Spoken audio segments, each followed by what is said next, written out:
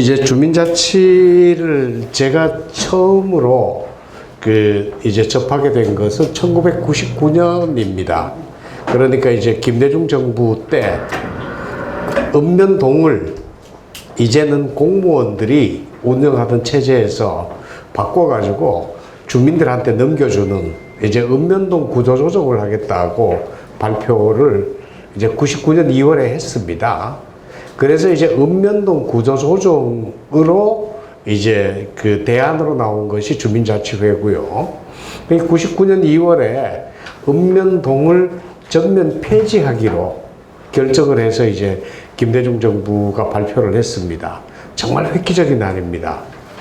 그 관료가 점유하고 있던 읍면동을 이제는 주민들에게 이제 할애할 수 있고, 또 관료가 행정적으로 운영하던 읍면동을 이제는 주민들이 민주적으로 운영할 수 있다라는 이제 그런 이제 희망이 있어서 그때부터 이제 주민자치에 이제 관여를 하기 시작했고요. 그때 이제 제 신분은 그 회사 사장이랬습니다. 학자도 아니랬습니다, 이제. 그러지만 그 회사 사장인 입장에서 봐도 이 주민자치는 이제는 피할 수 없다라는 생각이 들어서 그때부터 관여를 했는데, 그 99년 8월에 6개월 만에 공무원들이 극심하게 반대를 하고 동요를 했습니다. 그러니까 김대중 정부가 그 읍면동 폐지 입장을 바꿔가지고 읍면동을 반토막 내서 반토막은 시군구로 보내고 반토막은 잔류시키겠다고 정책을 바꿨습니다. 거기서부터 이제 대한민국의 주민자치는 이제 왜곡이 되기 시작했습니다. 그 이전에는 주민자치가 없었습니다. 그 첫 출발이 그 잘 될 수 있었는 여건인데도 불구하고 이제 그때부터 왜곡이 됐는데, 그 내용들을 오늘 이제 좀 소상하게 정리를 다 해서 말씀드렸으면 좋겠는데, 건너뛸 수 없는 부분만이라도 아주 빠르게 속도감 있게 여러분들한테 정리해서 보고를 드리고, 이제 앞으로 우리가 어떻게 했으면 좋을 것인가라는 그 토론을 좀 더 진지하게 하도록 진행하겠습니다. 아무쪼록 이제 이렇게 초대를 해주신 우리 정용상 학장님께 아주 이제 대단한 감사를 드립니다. 공정과 상식이 통하는 세상이 됐으면 저도 좋겠고요. 또 공정과 상식이 통하는데 저는 주민자치가 상당히 의미가 있을 것이라고 생각을 합니다. 그러면 이제 지금부터 여러분들께 한국의 주민자치 과거와 현재와 미래에 관해서 제가 정리한 내용들을 보고 올리도록 하겠습니다. 이제 조금 설명을 드리면, 서구가 300년 정도에 성장했던 것을 일본이 100년에 따라잡았습니다. 대단히 빠릅니다. 한국은 그래도 30년 만에 따라잡았습니다. 제가 봤을 때는 한국은 30년 만에 따라잡으면서 성장은 압축 가능했습니다. 성공했습니다. 그렇지만 성숙은 압축을 하지 못했습니다. 내용이 즉슨 이제 이 성장하기 위해서 일사불란한 사회가 되고 벌거벗은 경쟁을 하고, 그러다 보니까 영혼 없는 엘리트들이 많이 탄생했다. 졸부라 그럴까요? 이런 이제 엘리트들이 많이 탄생했고, 이제 이런 과정을 극복하지 못해서 위험 사회가 되었는가 하면 이제는 잔인한 사회까지 갔다라는 말씀을 드리겠습니다. 이것은 압축 성장을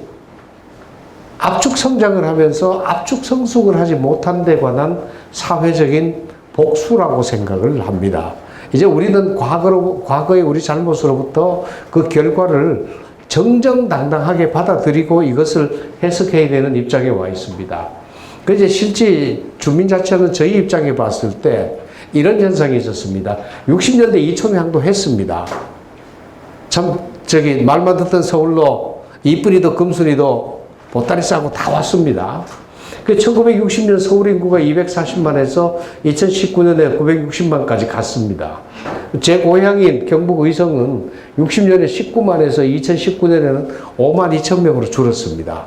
그러니까 시골을 헐어가지고 서울에다가 쌓아놓은 겁니다.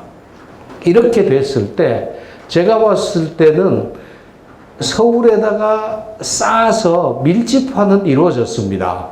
그렇지만 밀집된 이 동네들이 예전에 있던 시골 동네 같이 이웃도 있고 그 동네 면면이 흘러오던 동네 문화도 있고 이 동네 풍도 있는 그런 공동체가 아니라 단순히 모이기만 하고 이 사회적 관계들은 전혀 형성되지 않는 이제 그런 상황이 됐습니다.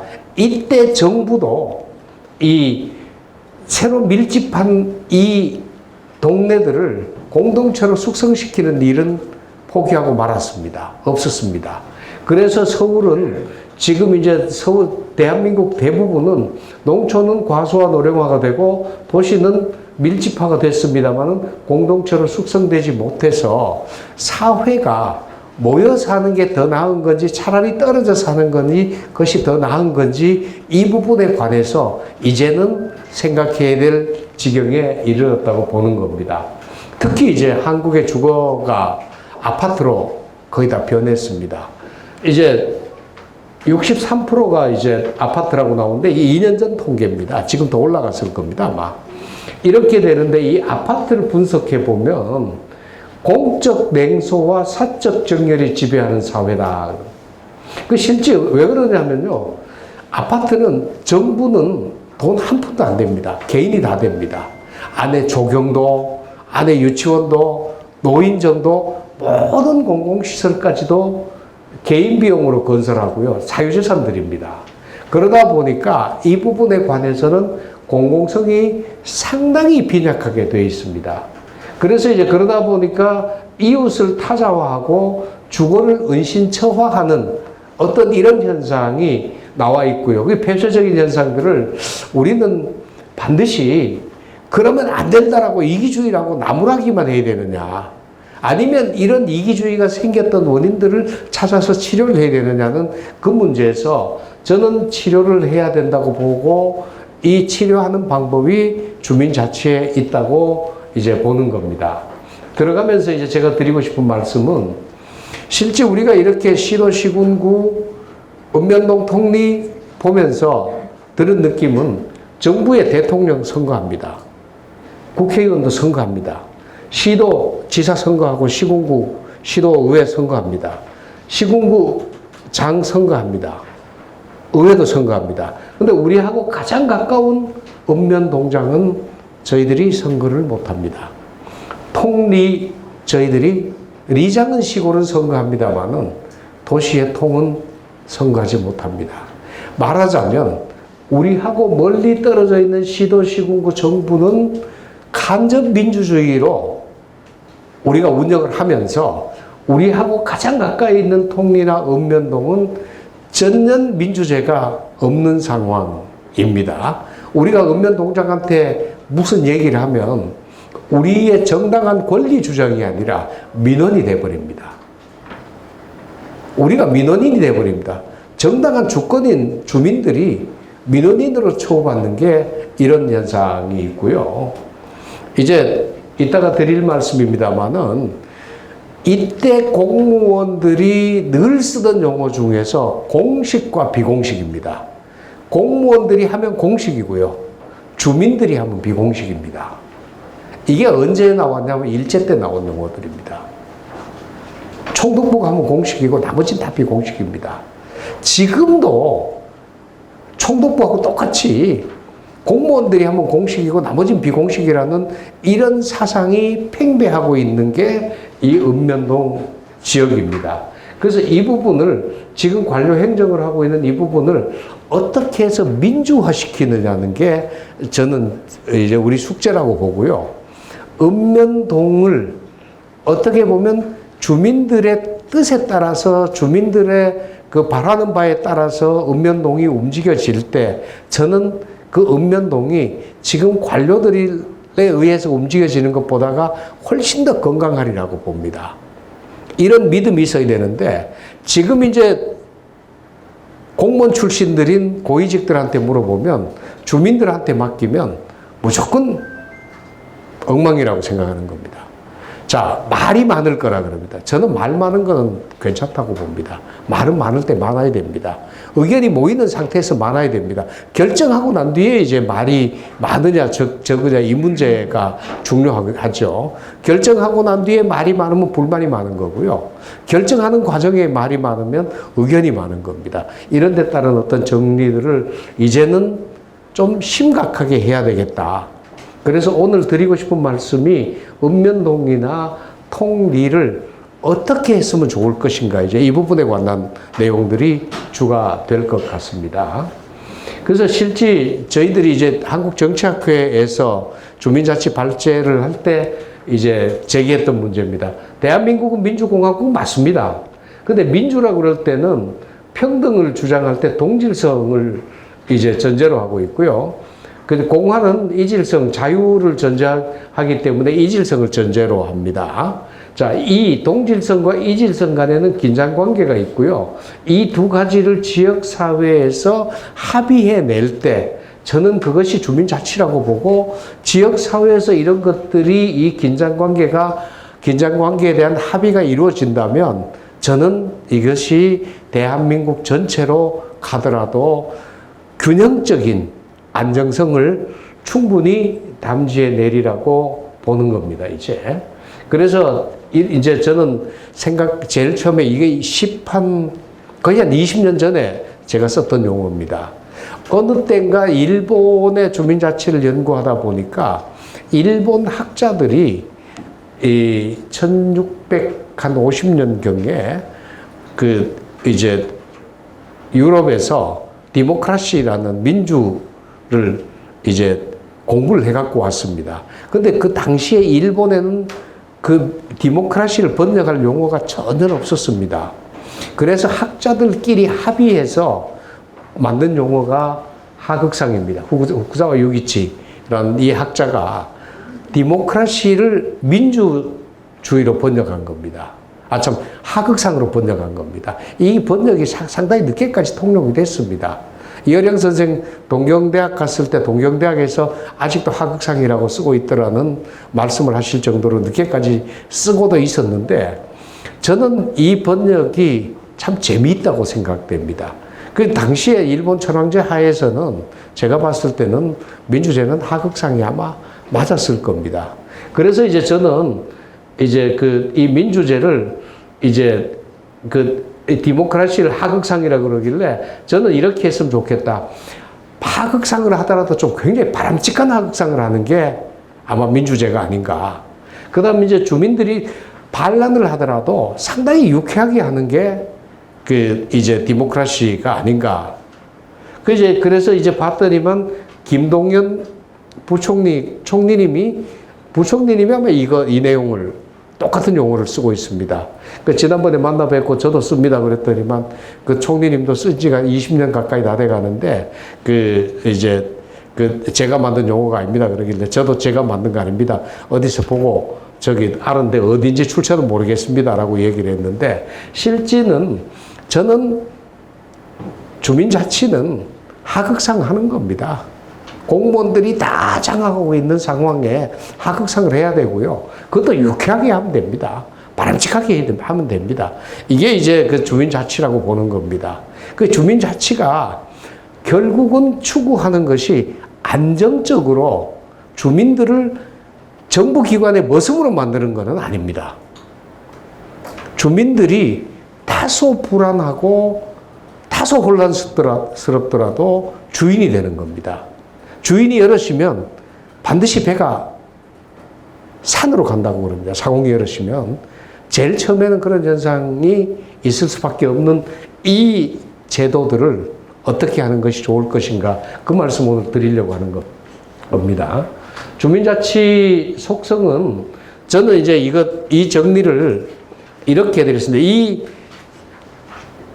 주민자치는 주민들이 잘 먹고 잘 살고 잘 노는 것이다 라고 이제 정리를 했습니다. 이게 왜 이 정리를 처음 할 때 어떻게 했냐면, 안희정 충남지사가 이제 주민자치가 뭔지 좀 정리를 좀 해 주십시오 그러길래 그때 아주 기쁘게 쫓아갔습니다. 쫓아가서 정리를 하면서 주민자치는 잘 먹고 잘 살고 잘 노는 겁니다. 이 중에서 혼자 하면 개인자치고 공무원들이 하면 관치고 함께 하면 주민자치인데 여기서 우리나라는 이 함께 하는 것에 상당히 서투릅니다. 왜 그렇습니까? 하고 이제 그때 묻길래 이 공공영역에 나서다가 재앙을 당한 사람이 조선 때부터 무지하게 많다. 오죽했으면 관제라는 용어가 있을 정도로 관이제라는 있을 정도로 이제 이렇게 공공영역이 이제 많은 순환을 겪게 됐고 이때 함께 하는 것에 관한 깊이성이 아주 진하게 깔려 있으니까 이 부분을 어떻게 보면 일깨우는 것이 이제 주민자치입니다라고 이제 그때 정리를 했습니다. 그래서 이렇게 주민자치를 무슨 행정적인 이념이나 정치적인 이념으로 정리할 게 아니라 주민들 입장에서 잘 먹고 잘 살고 잘 놀자는 기본적인 욕구들을 실천하는 게 주민자치거든요. 이렇게 정리하고 이제 들어가고 싶습니다. 이 주민자치의 속성은 이렇습니다. 자, 국가가 영토 영에 있듯이 자치단체는 행정구역이 있고 있듯이 주민자치에는 자치회 구역이 있어야 되고요. 주민이 있어야 되고 자치권이 있어야 됩니다. 그러면 자치회 구역을 어떻게 하는 것이 자치에 적합할 것인가? 넓게 할 것인가? 좁게 할 것인가? 주민들을 어떻게 할 것인가? 그냥 사는 사람만 할 것인가? 장사하는 사람도 넣을 것인가? 정부기관도 넣을 것인가? 자치권은 어떻게 할 건가? 재정자치까지 가게 할 것인가? 뭐 이런 것들을 이제 다 한꺼번에 검토해서 갖춰져야 이제 주민자치가 됩니다. 그래서 이제 이 세 가지에 관해서 아마 계속적으로 반복적으로 말씀을 드릴 것 같습니다. 그래서 이제 일단은 분권하고 자치관계 말씀드리면 권한을 주고 자치를 하라 그러면 자치가 됩니다. 근데 식민지 때는 권한도 안 주고 자치도 하지 마라 그랬습니다. 이게 근대 와가지고 주민자치위원회가 이 짓을 했고요. 이제 분권은 안 해주지만 나름대로 하는 것은 간섭하지 않는 경우가 있습니다. 이게 방치라고 봤거든요.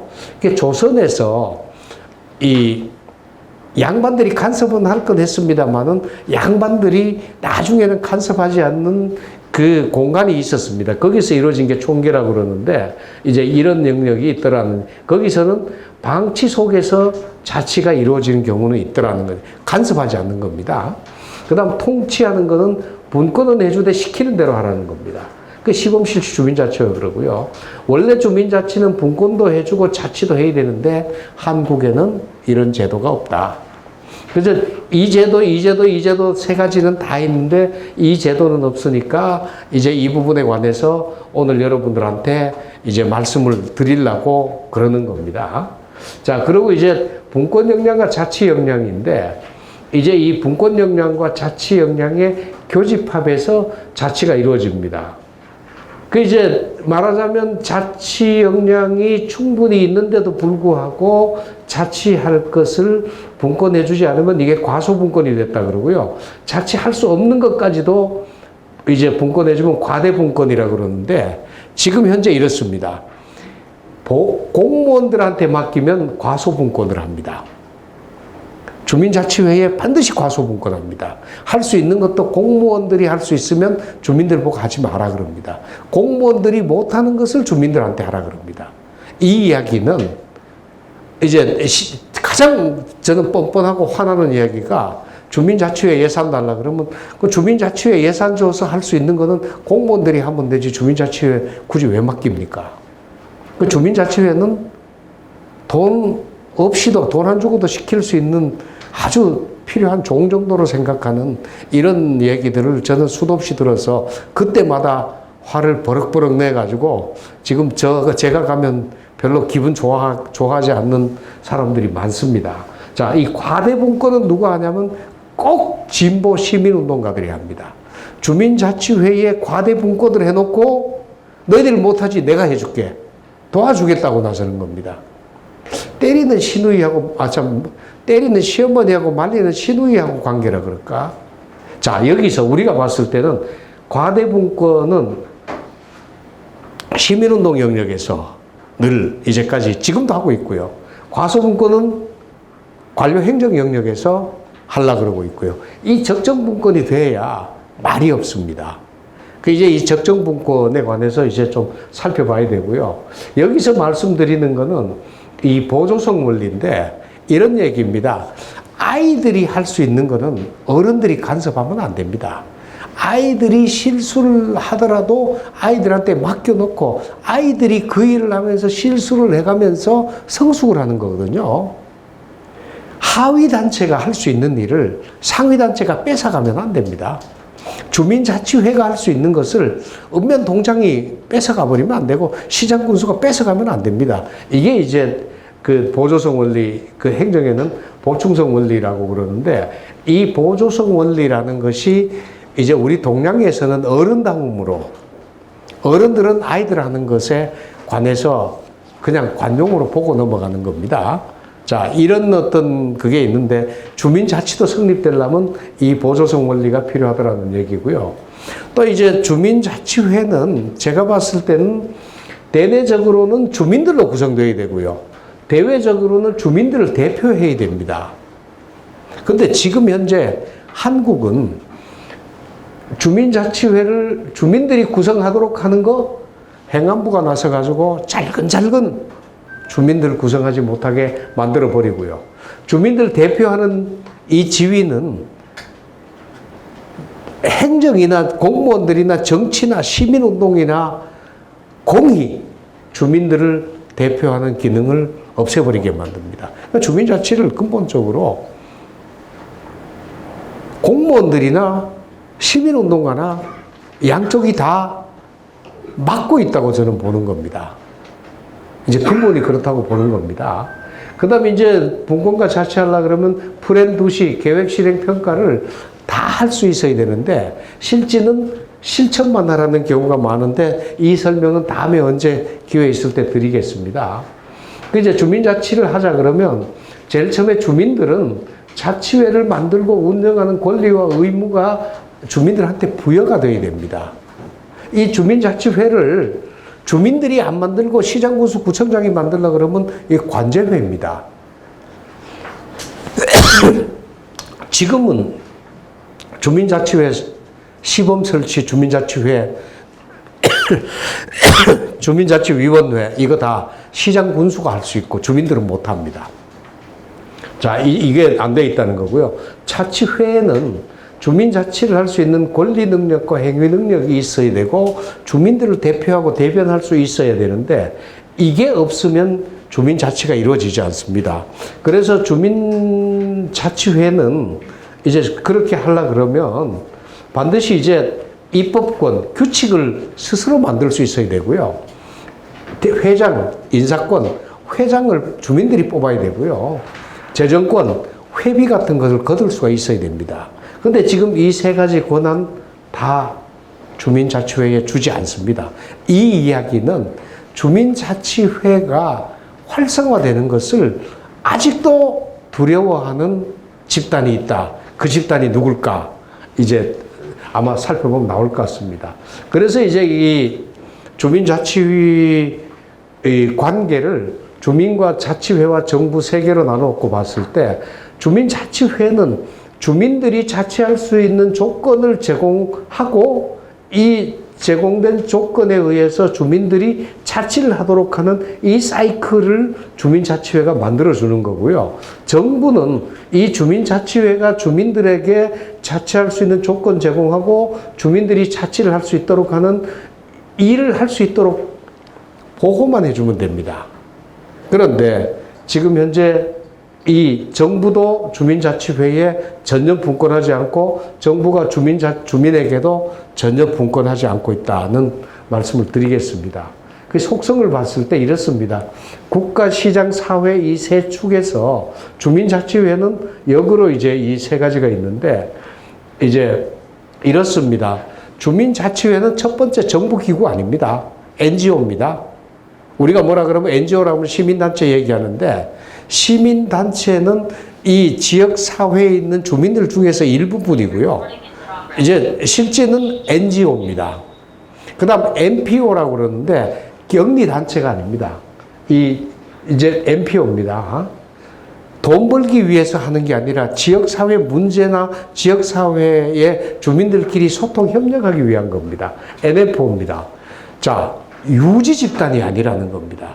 지역에 있는 옛날 같으면 양반이 이제 있는 경우에 그 양반 중심으로 소장농도 이루어지고 뭐도 이루어지고 했습니다만은 지금은 그게 없는 상태에서 일부 세력들이 일부 집단이 그 지역을 장악하는 그런 게 아닙니다. 이 세 가지를 벗어나서 성립하는 게 주민자치인데 여기에 관해서 정의하는 게 실제는 행정학 연구보다가 저한테는 더 어려웠습니다. 그래서 이 부분 나중에 구체적인 설명을 드리기로 하고요. 그런데 NGO, NPO, NIO인 이 주민자치회가 과연 이루어질 수 있느냐? 저는 이루어질 수 있다고 봅니다. 근데 이제 어디 돌아가시면 유심히 여러분들이 봐주셔야 될 게 지금 서울시의 박원순 시장이 만든 이제 마을 공동체에 은에서 보면 꼭 마을이라는 용어를 쓰면서 주민자치회에 관여를 해요. 지금 오세훈 시장님 오셔가지고 오세훈 시장님 다음에는 아마 마을 공동체가 주민자치에 개입은 아마 하지 않는 걸로 정책이 바뀌어지는 것 같은데 이러는데 이게 어떤 문제가 있냐면요. 주민자치라 그러면 주민들이 주체입니다. 공무원들이 개입하면 그 주체권을 침범하는 거예요. 시민운동가가 개입을 해도 주체권을 침범하는 겁니다. 근데 마을자치라 그러면 마을이 주체가 되면 공무원이 개입해도 의원이 개입해도 시민운동가 개입해도 문제가 없습니다. 그러니까 이분들은 마을자치라는 용어를 상당히 좋아한다. 그 이제 제가 이 자리 빌어서 하나 말씀드린 박근혜 정부 때 어떤 행정학자 일부분들이 생활자치라고 그랬습니다. 생활자치라고 그래놓고 그 자치 안에 공무원부터 의원까지 주민까지 시민단체까지 다 개입시키는 개념을 만들었습니다. 이거는 주민자치가 아닙니다. 굳이 한다면 생활자자치. 주체는 사람으로 분명히 해놔야 그 주체성이 살아나지 이 주체성을 주민에서 한 발짝이라도 옮기면 다른 주체들이 침범하더라는 말씀을 좀 드리고 싶습니다. 앞으로 기사 나오거나 할 때 잘 한번 봐주시기 바라고요. 우리나라 이제 조선향약 지금 이제 우리나라 향약의 최고 대가이신 박경화 선생님이 중앙대 교수님께서 바로 뒤에 계시는데 그 앞에서 제가 이 말씀 드리자니까 얼굴이 간질간질합니다만은 이렇습니다. 제일 처음 실시했던 중종 때 실시했던 향약은 실제는 어떻게 보면 양반이 상민을 교화하는 거지 지금 얘기하는 주민자치는 아니랬던 것 같고요. 이제 그다음 이제 상합이 잘 안 되니까 이제 동계라는 이름으로 상하 합계를 했는데도 불구하고 양반이라는 신분이 자기 신분을 고집하니까 상민들하고 조화가 잘 안 됐던 것 같고요.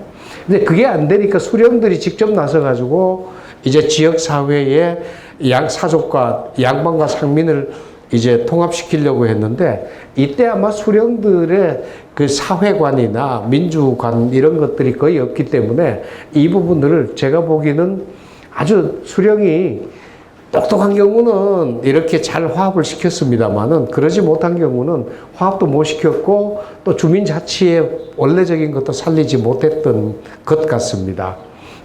그러니까 이제 정약용 선생은 이제 향약이 도적보다 나쁘다고 그 어른께서 혹평을 할 정도로 이제 조선의 향약은 그다지 성공을 못했는데 단지 전라도 지역의 총계는 사족도 빼고 수령도 빼고 상민들끼리만 이제 계를 만들었습니다. 계입니다.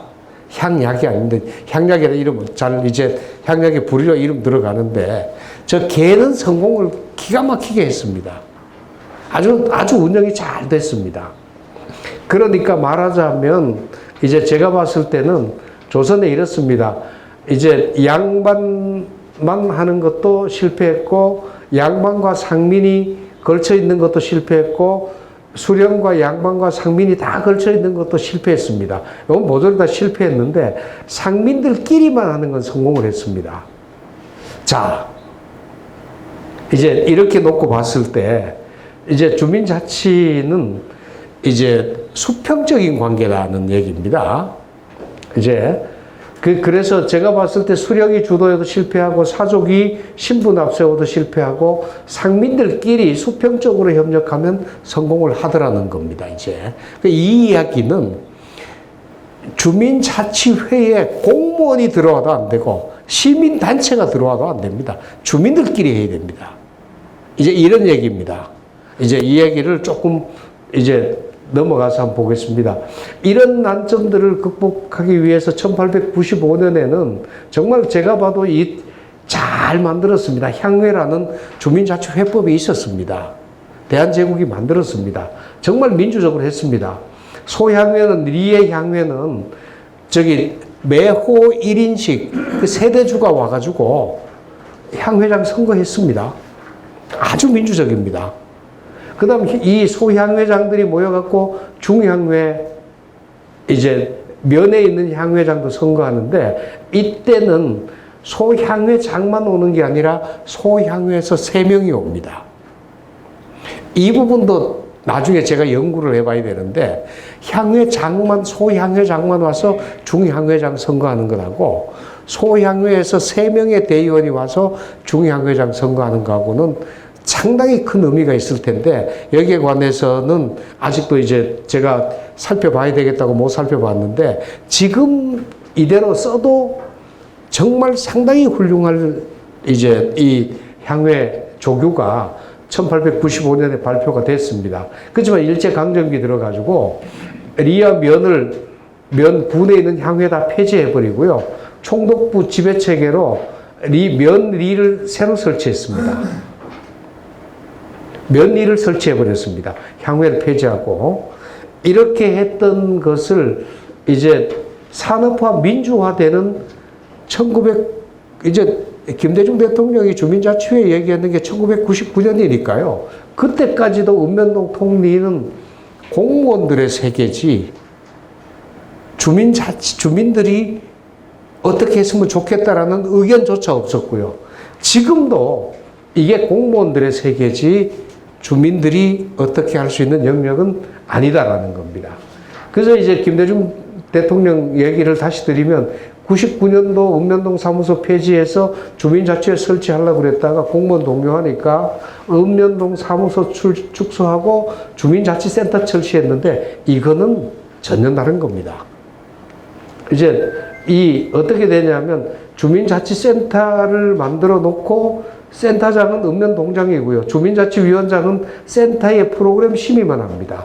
이때 주민자치센터장을 주민자치위원장으로만 했었어도 지금 뭔가 발전이 됐을 텐데 읍면동장으로 했기 때문에 주민자치센터 20년 전이나 지금이나 똑같습니다. 공무원들은 발전 안 시키는 무슨 특이한 재주가 있나 봐요. 제가 이제 이 얘기를 안희정 지사한테 했습니다. 안 지사님, 정말 이게 문제입니다. 그랬더니만, 한참 듣고 생각하더니만, 회장님, 공무원이 창의력이 너무 뛰어나가지고, 공무원 생각으로 창의를 다 해버리면, 그것도 국가적인 재앙이 될 것 같습니다. 민이 할 거는 공무원들이 간섭 안 하는 것도 미덕인데, 이 경우는 좀 나쁜 경우입니다만은 그런 건 있는 것 같습니다 하고 공무원 속성에 관해서 그때 얘기를 한 적이 있는데 자, 이 정도입니다. 이제 주민자치센터는 설치해 놓고 자치위원도 동장이 뽑고 구성도 동장이 하고 운영도 동장이 합니다. 주민들이 자치로 할 게 전혀 없습니다. 저기에 관해서 어떻게 보면 민원이 전 한 달에 한 20건씩은 전화를 받습니다. 동장이 횡포입니다. 어떻습니다. 그런데 동장하고 시장군수하고 카르텔이 있어가지고 주민자치위원장이 웬만큼 항의를 해도 다 무시가 됩니다. 시군구 의회 얘기하면 거기도 카르텔에 같이 들어가 있어요. 주민자치를 활성화시키자는 데는 뭐 별로 이제 그렇게 되어 있습니다.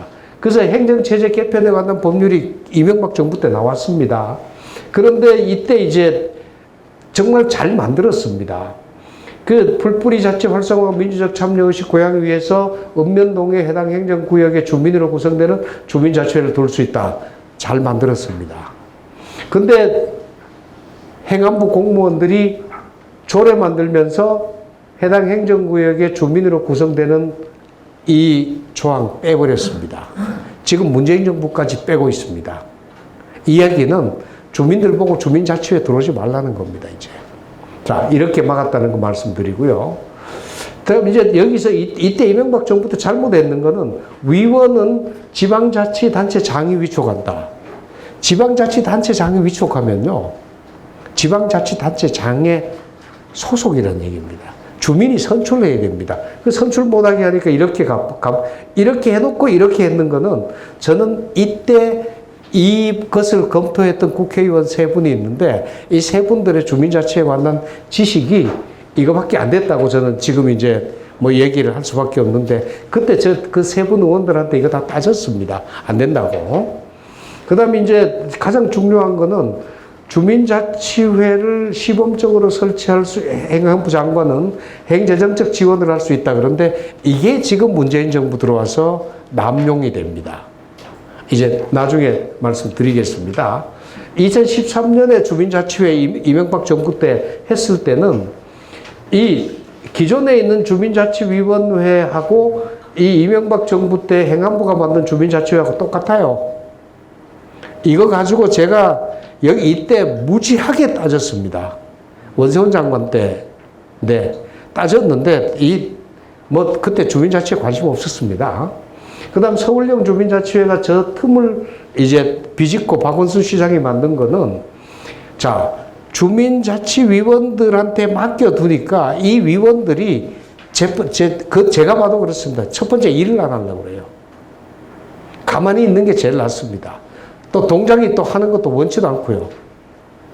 이제 그러니까 이 보다 못하니까 일을 좀 하려고 하니까 주민자치회 자체를 시민단체 위탁해버린 겁니다. 그러니까 서울시에는 서마종, 자치구에는 마자센터, 동행 동자치지원관 시민단체들한테 위탁을 해가지고 이 시민단체들이 주민자치회를 다 지배를 하는 겁니다. 시민단체에다 예산 주면 시민단체가 그 예산을 가지고 주민자치회에 동원해서 사업을 하는 이런 형태로 갔습니다. 자, 이렇게 되는 이 원인을 실지는 이명박 정부 때 이제 개혁을 안 한 것으로 이렇게 될 수 있는 기회를 이제 부여했다고 할까요? 이제 이렇게 하고 있고, 이제 이때 이 정도입니다. 주민자치지원관은 시민단체인데, 주민설명회, 주민자치회, 위원 모집, 위원 교육, 추첨, 구성, 주민총회까지 다 시민단체가 합니다. 그 주민자치위원들은 하지 말라는 겁니다. 아까 얘기입니다. 자, 주민자치회면 주민들이 주체인데, 이 사람들은 마을 공동체를 만들기 위해서 이렇게 하겠다는 겁니다. 이게 뭔가 지금 주민자치회하고 마을자치회하고는 틀립니다. 이제 이런 것들 좀 한번 보고요.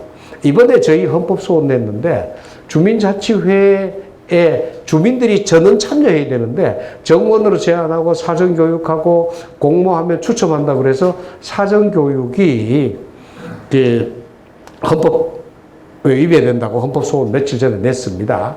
자, 표준조례 주민자치회인데 이거 제일 처음 나왔을 때 이런 겁니다. 자, 2017년도 12월 2일 날 일요신문의 기사입니다. 전국 200개 읍면동에 주민자치회를 설치하고 읍면동 간사에게는 연 2,500만 원, 중간지원조직 전문가에게는 연 3천만 원 인건비를 지급한다. 이게 이제 이제 예산의 골자고요. 이 예산을 가지고 한국당은 혈세로 운동권 양성하고 완장 사업하는 거고, 떠돌이 운동권에 자리 만들어 주려는 거고, 재정으로 좌파 관변단체 조직하는 거고, 좌파 백년 집권 계획이다. 안 된다. 그러니까 이제 국민당은 묻지마 공무원 증원이고, 선발 기준 없고, 자격 요건 없고, 불필요한 공무원 증원이고, 사업이 불명확하다. 반발했고요. 그러니까 민주당은 서울형 프로젝트에서 모델이 있고 프로젝트 담당자 많고 좋은 사례 많고 주민자치 구현위에서 필요하고 자치단체장이 알아서 운영하면 잘 될 겁니다. 이렇게 이야기를 했습니다. 이때 제가 가장 기분 나빴던 얘기는 이 민주당에서 자, 자치단체장 중에서는 한국당 단체장도 있고 이 국민당 단체장도 있고 민주당 단체장도 있으니까 각각의 각 정당 소속의 단체장들이 각기 알아서 하면 될 일 아니냐. 그러니까 민주당에서는 민주당이 알아서 이 읍면동 간사 중간지원조직 채용해서 운영하고 한국당의 단체장인 지역에서는 그 단체장이 이 사람들 채용해서 하면 될 텐데 왜 말이 많습니까? 라는 이런 얘기를 하는 걸 보고 제가 격분을 했습니다. 이 주민들이 채용하고 주민들이 해야 될 일을 이제까지 주민자치회는 전혀 안 도와주던 사람들이 간사를 2,500만 원 주고 채용해서 보내면 이 간사가 회장 말 들을까요? 채용해준 시장 군수 말 듣겠습니까? 이제 중간 지원조직 전문가도 저렇게 하면 시장 군수 말 들을까요? 주민자치회장 말 들을까요? 주민자치 전체를 아예 묵사발을 내는 이런 것들을 이제 기획을 했고요. 이제 했는데 이거는 전액 삭감됐습니다. 이제 삭감돼서 근데 이게 지금 그대로 살아나서 서울시나 전국에 이제 약간은 변형됐습니다만 살아나서 전국에서 실시되고 있다는 얘기고요. 근데 전국에 실시하는데 국민의힘에서는 전혀 관심이 없고요. 민주당에서는 기를 쓰고 합니다. 아까 말씀드린 대로 이제 지방행정체제 개편에 관한 특별법에 이제 분명히 이렇게 해당 행정구역의 주민으로 구성되는 주민자치회를 둘 수 있다고 되어 있고 이렇게 되면 규칙도 주민들이 만들고 회장도 주민들이 선출하고 하는데 이제 행안부는 시범실시 주민자치회를 하면서 이 부분을 뺐습니다. 빼니까 주민들이 없으니까 회칙을 주민들이 못 만들고 조례로 만들고 회장 주민들이 선출 못하니까 공개 추첨하고 이제 회비도 못하니까 시군구 예산으로 합니다. 이렇게 되면서 주민자치회가 무력화되어 있고 이 무력화되어 있는 주민자치회를 시군구의 시민단체에다 위탁을 줘버렸습니다. 그러니까 시민단체판이 되는 겁니다. 그렇게 되면. 이제 이게 지금 상당히 위험하다는 말씀이고요. 이제 오늘 이제 제가 시간이 좀 걸리더라도 소상하게 설명드리는 게 좋을 것 같아가지고 설명드립니다. 이제 이게 일본 요코하마 시에서 이제 조사를 했는 겁니다. 이제 조사를 해보니까 요 놀기 교우인데 초등, 중학생, 고등학생, 대학생, 독신, 신세대, 중장년, 고령 이렇게 되어 있는데 애들 때는 놉니다. 그죠? 주로 놀다가 이제 신세대라고 하는 거는 뭐냐면 신혼부부 때는 거의 놀지 못합니다. 그죠? 애기 키우고 못하고 하다가 애기 다 키워놓고 나면 나이 들면 이제 조금 이제 노는 게 조금 늘어나잖아요. 이거 똑같습니다. 공부 학습하는 거는 초등학생 때 좀 많이 하다가 대학생 때 공부 주로 하다가 이제 신세대, 그러니까 신혼부부쯤 되면 공부를 거의 못하고 노인들 되면 공부가 약간 늘어납니다. 제가 이 말씀 드리는 거는 뭘 보려고 하냐면 지역활동입니다. 지역활동은 초등학생 때는 거의 못합니다. 중학생 때 조금, 고등학생 때 조금, 대학생 때 조금 하다가 신혼부부 때는 거의 못하다가 이제 처녀총각 때는 못하다가 이제 신혼부부 때 조금 하다가 중장년 때 노인 되면 늘어납니다. 이 이야기는 뭐냐면 노인이 되면 이제 경제적인 여유도 있고 시간적인 여유도 있고 또 이제 이렇게 안목도 있으니까 우리 동네가 이렇게 됐으면 좋겠다라는 그 부분이 자연스럽게 포착이 되고 그 부분을 위해서 일할 수 있는 안목이 생깁니다. 이렇게 이때 어른이 돼서 할 수 있는 일을 이 독신층 처녀총각들한테 맡긴다고 그래서 되느냐는 거예요. 제가 보기에는 처녀총각 때는 회사 취직해서 열심히 먹고 평생 생존을 위한 일들을 해야 될 텐데 이럴 때 지역에 있는 지역사회 일을 하라 그러면 이거는 제가 봤을 때는 개인 사이클에는 전혀 안 맞습니다. 이게 그 사회가 필요하다는 것하고 개인의 사이클하고 이거는 어느 정도 저는 조화를 이루어야 된다고 생각을 하는데 이런 부분에 관해서 이것도 성찰을 저희들도 좀 더 해야 되는 부분입니다. 그렇다고 해서 이 어른들만 하는 게 아니라 이 어른들이 이 초등, 중학생, 고등학생, 대학생 이런 사람들을 부담 없이 지역에서 소통하고 함께 할 수 있도록 만드는 일을 이 어른들이 해야 된다는 얘기입니다. 이제 그런 걸 한번 봐야 된다는 거고요. 이제 회원을 누구로 하느냐 하는 것은 결정자 문제입니다. 회원이 없으면 결정을 아무나 합니다. 다른 사람이 하는 겁니다. 지금 주민자치회 회원이 없으니까 읍면동장이 하다가 지금은 시민단체가 합니다. 이제 활동은 누가 하느냐? 활동자 문제입니다.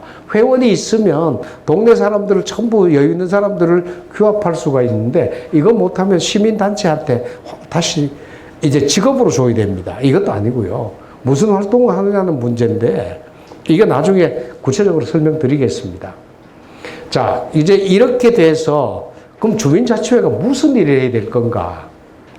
이제 일본에서 조사했는 겁니다. 여기 한 10년 전에 조사 나왔는 건데 이 학자가 조사를 잘했습니다. 주민들 간의 소통 침묵이 30%, 주거 환경 유지 청소 보완이 31%, 마을 문제 이제 뭐 고성방가하는 사람들 이런 거에 대응하는 게 한 15%, 지방자치단체 협력하는 게 12, 민원이 9.8. 그러니까 지방자치단체하고 관계는 많아봐야 한 20%. 나머지는 주민들끼리 하는 게 80%입니다. 근데 지금 주민들 간의 소통 침묵, 이거 지금 우리 못합니다.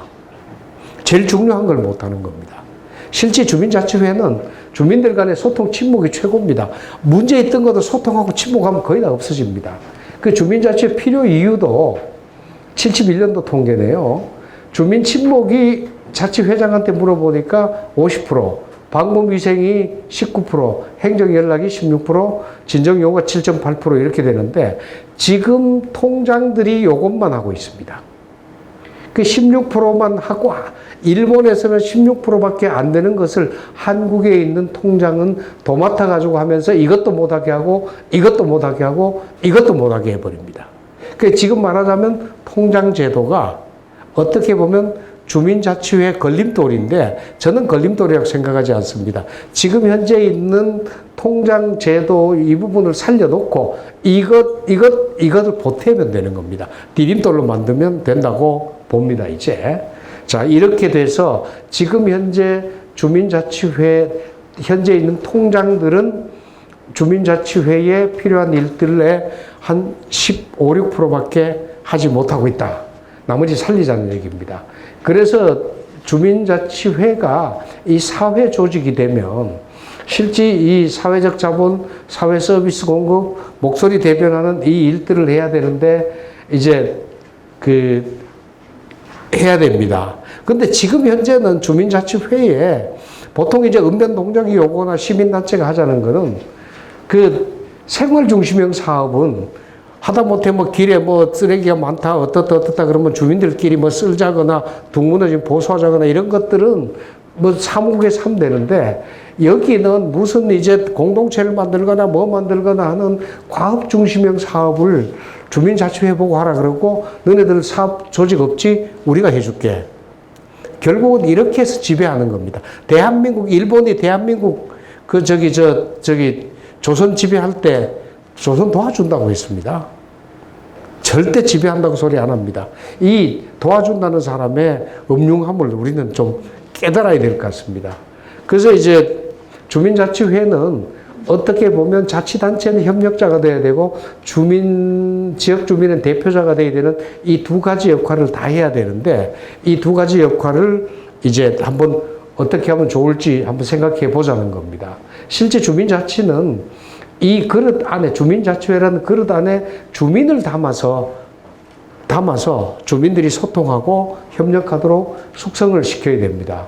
그런 주민자치회인데 실제 어떻게 보면 주민들이 구역을 마을로 승인하고 주민을 이웃으로 승인하고 마을 일을 내 일로 승인하도록 하면 주민자치가 성공합니다. 그러면 분권은 내 마을로 승인하도록 분권해주고 내 이웃으로 승인할 수 있도록 분권해주고 그 내일로 승인할 수 있도록 분권해 주면 됩니다. 이게 분권인데 그 자치와 분권이 합해져야 되는 거고요. 이제 그렇게 돼야 되는데 지금 현재 아까 말씀드린 대로 이제 그렇게 하려면 읍면동이나 통리가 뭔가 민주화가 돼야 되는 겁니다. 근데 읍면동은 면적이 너무 넓어서 읍도 그러고 면도 그러고 면적은 넓고요. 동은 인구가 많아요. 인구가 전체 인구가 전체 한 서울에 많은 데는 4만까지 뭐 어떤 데 10만까지 있는데 이 4만 명을 관리하려고 그러면 무보수 명예직인 주민자치회장이 할 수가 없습니다. 공무원도 지금 동장도 못하고 있는데 열몇 명의 공무원을 데리고 있는 동장도 못하는 일을 무보수 명예직인 주민자치가 할 수 없습니다. 그러면 이렇게 이제 되니까 인구도 많습니다. 그것도 동장이 뜩 버티고 앉아 있습니다, 이제. 이런 경우에는 읍면동은 주민자치하기가 실질적으로 많이 어렵습니다. 그래서 이제 만일 이제 읍면동을 주민들한테 맡길래 그러면 그 시장군수는 못 맡긴다 그럽니다. 시군구 의원도 못 맡긴다 그럽니다. 자, 이 문제를 이제 생각해 보면 선진국에서는 읍면동이 그냥 읍면동장 선거하고 읍면동 의회 다 있습니다. 끝나버립니다. 그런데 후진국일수록 행정단체 동장만 있습니다. 그러니까 우리는 동장은 행정복지센터장으로 그냥 있고 이제 주민들은 주민자치회를 만들어서 주민들 할 일 하는 이 체제로 갔으면 좋겠다는 게 제 생각이고요. 그래서 이제 보면 읍면동은 규모상 주민자치가 불가하니까 협치형 주민자치회로 만들고 통리는 주민자치의 적정한 규모니까 통리주민자치회를 만들어서 자치형 주민자치회를 만들자는 겁니다. 자, 여기서 이제 잘 생각하셔야 될 게 이제 직접민주제라고 하는 거는 뭐냐면 우리가 상당히 이제 익숙하지 못한데 읍면동에서 주민자치회 회의를 하면요. 한참 회장이 뭐라고 설명을 하면 한 사람이 꼭 손을 듭니다. 저기 회장님, 우리 이 일에 관해서는 우리 회장한테 전권을 위임하는 걸로 합시다. 그러고 박수치고 끝내버려요. 실제는 어떻게 한다는 것을 다 듣고 좋은 의견이 있으면 내주고 검토를 해서 뭔가 발전적인 일을 해야 되는데 그 일을 하는 게 훈련이 안 돼 있습니다. 제가 봤을 때는 읍면동에 있는 4만 명의 주민들이 모이려고 그러면 세대주가 10,000명인데 10,000명 모아가지고 회의할 방법 없습니다. 그렇게 직접 회의를 하지 않으려면 주민자치라고 안 하면 됩니다. 그냥 간접 동장 뽑아가지고 의회 만들면 됩니다. 근데 진짜 주민자치회를 하려면 제가 보기에는 많으면 한 회의 오는데 200명, 300명 이 인원 넘어가면 제가 보기에는 직접 민주로 하기가 거의 불가능한 거 이제 여러 번 관찰을 했습니다. 그러면 이제 제가 봤을 때는 직접 민주할 수 있는 그 규모는 통리니까 통리에서 하고 여기쯤은 그냥 협치 정도로 가는 걸로 이제 했으면 좋겠다. 그러니까 현재 이렇게 정부가 독점하고 있는 부분을 주민들한테 할애해 달라는 이제 부탁이고요. 주민자치회 기능은 뭐 아까 말씀드렸던 그 내용이고요. 이게 중간 지원 조직 때문에 말씀을 드리는데 서울시가 지금 시민단체가 주민자치 중간 지원 조직이에요. 그러니까 설치를 관리하고 운영을 관리하면 관설관영입니다. 근데 서울시는 이제 관설민영이라 그럽니다. 근데 민영인데 실제는 박원순 시장이 시민단체 줬으니까 그걸 민영이라고 그래야 될까? 진영이라고 그래야 될까? 뭐 저는 관설 진영이라고 보고 싶습니다. 근데 아니라 그럽니다. 본인들은. 그 실제는 민설관영은 있을 수가 없고요. 민설민영하는 게 원칙인데 지금은 관설민영으로 하고 있다. 이 부분도 이제 생각을 해야 될 문제고요. 진짜 주민자치를 저는 이제 생각하면서 왜 안 되는가 생각해 보면 주민들은 이익동기, 권력동기, 명예동기 없으면 주민자치 하지 않습니다. 무슨 일을 해도 나한테 도움이 되거나 힘이 되거나 이름이 되거나 세 가지 중에 하나가 돼야 합니다. 그 재관인이라고 그러죠. 근데 이것을 어떻게 보면 이 명예동기는 돈 안 들이고도 부여할 수 있고요. 이제 권력 동기도 돈 안 들이고 부여할 수 있고, 자, 이 이익 동기는 이제 또 다른 어떤 방법으로 부여할 수 있고, 실제는 이 세 가지 동기를 전라도 촌계에서는 양반들이 관료 도움 없이, 양반 도움 없이 다 스스로 만들어냈습니다. 지금 만들 수 있습니다. 동네에서 이거 다 만들 수 있습니다. 이것 디자인하는 게 주민자치 정책의 디자인인데, 제가 보기에는 대한민국 공무원들 중에 이것 디자인할 수 있는 공무원 없습니다. 그런데 공무원들이 움켜쥐고 있으니까 문제라는 말씀 드리고요. 워낙 시간이 이제 많아서 가서 이제 금방 마치겠습니다. 사람은 일을 하거나 놀거나 배우거나 하는 세 가지로 사는데, 이 세 가지 일을 하면서 하는 게 주민자치입니다. 일하는 게 주민자치기도 하고, 놀이하는 게 주민자치기도 하고, 배우는 게 주민자치기도 합니다. 여기에 관해서는 제가 한 10년 정도 연구했던 내용들이 이제 쭉 있는데, 언제 기회 있으면 이거 다 하나 설명을 다 드리겠습니다. 이제 실제 다 해봤습니다. 이제 놀이도 해보니까 어떻게 소화반되는 놀이가 제일 좋은 게요. 상당히 자유롭고요. 공감대도 형성되고 상당히 좋았습니다. 여러 가지 많이 해봤습니다. 이제 이런 것들 다 이제 주민자치센터에서 뭘 했으면 좋을지도 저희들이 다 만들어 봤고요. 자, 그런데 이제 우리가 봤을 때 주민은 개인 차원의 주민자치 역량이 있어야 되고, 자치회는 민주적으로 자치회를 운영할 수 있는 역량이 있어야 되고, 국가는 이제 제도 차원의 역량이 있어야 되는데, 제가 보기에는 한국의 제도 차원 역량 없습니다. 자치회 집단 차원 역량 많이 부족합니다. 키워야 됩니다. 근데 키운다고 해서 이거 못한다고 해서 내가 할게 비켜라고 공무원들이 나서거나 시민단체가 나서면 이것도 아니라고 보는 거죠. 어떻게 해서 스스로 할 수 있게 만드느냐는 이게 이제 정책이 돼야 되고요. 이렇게 세 가지를 해야 되는데, 지금 어떻게 보면 국가도 이제 모든 행정기관이 여기다 손을 놓고 있다는 겁니다. 이제 실제 제가 이제 그 법률을 가지고 비교해 봤습니다. 향후의 조교부터 시작해서 이제 지금 이후에 봤을 때 향후의 조교는 나름대로 향후의 자치를 할 수 있도록 대충 만들어졌습니다. 그런데 일제 식민지부터 시작해서 지금 국회에 발의되어 있는 이제 지방행정체제 개편에 관한 법률, 한병도법, 김영배법까지는 이 다 안 되게 돼 있고요. 김두관 의원이 발의했거나 이명수 의원이 발의했는 거는 이제 어느 정도 이제 이런 것들이 반영이 되어 있는데, 이게 통과는 언제 될지는 아무도 예측을 못 하고요. 이제 단지 통과됐을 때 김영배법이 통과가 되면, 김영배법은 독소조항이 얼마나 많은지 이게 인민위원회법이라고 혹평하는 분도 있는데, 저는 뭐 그 정도까지는 얘기 안 드리겠습니다만은, 저건 한병도법이나 김영배법은 시민단체 자치법이고 주민자치법은 아니다. 말씀을 좀 드리고 싶습니다.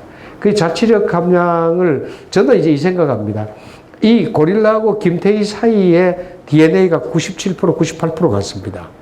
이 이야기는 지금 보기에는 전혀 달라 보이지만은 2, 3%만 개선하면 주민자치 얼마든지 됩니다. 조금만 노력하면 될 텐데, 이 조금을 불가능하다고 여기고 내가 할게라고 나서는 분들이 워낙 많습니다. 그래서 이제 이쯤에서 강의는 마치고 이제 질문사항하고 토론사항이 있으면 제가 몇 가지 질문 받고 토론사항 좀 말씀드리고 싶습니다. 아니면 제가 질문 하나 드려볼까요? 자, 지금 현재 읍면동장을 직선하면 좋을까요, 나쁠까요? 읍면동장을 주민들이 뽑는 거. 예? 자, 이제 그 문제에 관해서, 자, 문재인 정부 들어와서 박원순 시장은 금천구에 무슨 동인지 모르겠습니다만은 거기에 동장을 민간 개방직으로 공모를 해서 동장을 선출했습니다. 기존 동장보다 훨씬 잘합니다. 기존의 공무원 동장보다 훨씬 잘합니다. 자, 광주의 광산구에 있던 민영배 의원이죠. 말년 동장들이 계속 와서 말년 찾고 있는 겁니다. 일 안 하는 겁니다. 그러니까 이 동장을 일시키기 위해서 어떤 일을 할까 그래서 이렇게 했습니다. 다음에 승진할 사람들을 대상으로 이제 동장 나갈 사람을 모집을 합니다. 5명, 6명 해서 그 동장 보고 나는 동장 됐을 때 어떻게 하겠습니다라고 하는 내용을 브리핑을 주민들 앞에 하라 그럽니다. 150명인가 뽑아가지고 150명 앞에서 하라 그래서 거기서 그 150명이 투표로 동장을 결정합니다. 그렇게 했는 게 동장 주민 추천제인데 전국에서 여러 군데서 하고 있고요. 인기가 좋습니다. 오늘 개방지구 절충회인데요. 네? 개방지구 어떤 건 거기 개방직은 주민 투표가 아니죠. 개방직으로 임명하는 거고요. 그다음 여기는 이제 그 두 가지가 있습니다. 하나는 민간인 동장을 만드는 거 있고요. 하나는 공무원 동장인데 주민들이 투표해서 그 사람을 뽑도록 한 겁니다. 자, 이렇게 됐을 때, 자, 이제 우리는 적어도 지금 시점에서는 대한민국에서 그 양대 실험을 했던 것에 관해서 잘된 건 잘된 거고 못된 건 못된 거고 이런 것들을 충분히 분석해서 그보다 더 나은 미래를 만들어 가야 됩니다. 그 과거 안 됐다고 그래서 이제 공무원이 좋다고 돼 있는데 실제 공무원이 동장하고 있는 나라는 중국도 공무원 동장 아닙니다. 촌장은 중국도 선거합니다. 근데 우리만 동장 선거 안 해요.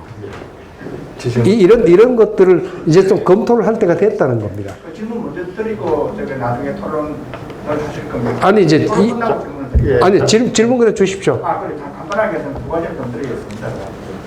저는 그 34년 동안 그 지방행정을 담당하고 네. 의회에서 4년간 경험이 네. 있었는데요. 지금 그 1999년도에 그 동주민자치센터 설치할 때에 제가 그 서울시에서 팀장을 맡아서 실무를 서울시에 그럼 행정국에 계셨습니까? 아니 구에서요. 아 구에서 예. 네, 그때 이제 제가 팀장을 맡아서 이 주민자치위원회 센터 그 기능전환을 시켰는데 경험이 있습니다.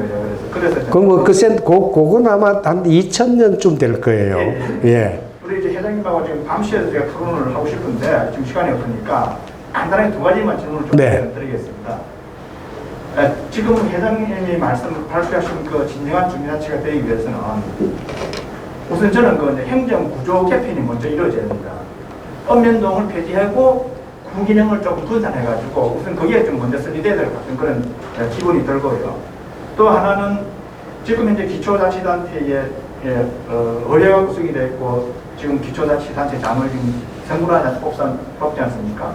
여기에 지금 그 정당공천제가 개입이 돼가지고 완전히 이게 지금 기초자치단체에서 정치판화가 다 되어 있습니다. 그래서 이거 정당공천제 배제하는 이게 우선이 돼야 될까는 그런 좀 생각이 들거든요. 조금 전에 박원순 씨가 신는 말씀하셨는데 지금 전부 시민단체가 다 장악을 해가지고 자유유지하고 있거든요. 그래서 그런 문제가 먼저 우선 선행이 되고 해야 이게 진정한 지금 주민자치가 되지 않을까 이런 생각이 좀 들거든요. 예. 같은 나중에 잠깐만요. 정말 동의드리고요. 이제 거기서 꼭 설명드리고 싶은 내용이 주민자치회에서 주민들을 내쫓아 버리면 정치나 운동이 개입을 합니다. 근데 주민들이 튼튼하게 자리 잡고 있으면 정치나 운동이 좌지우지 못하는데 지금까지는 정치나 운동권에서 주민자치회를 주민들한테 안 돌려줍니다. 내주지 않습니다. 네. 예, 박수로 감사를 표시합니다. 행정과 상식 포럼하고 주민자치 통합회가 공동으로 개최하는 회의에 참여하게 되어서 진심으로 기쁘고 영광스럽게 생각합니다.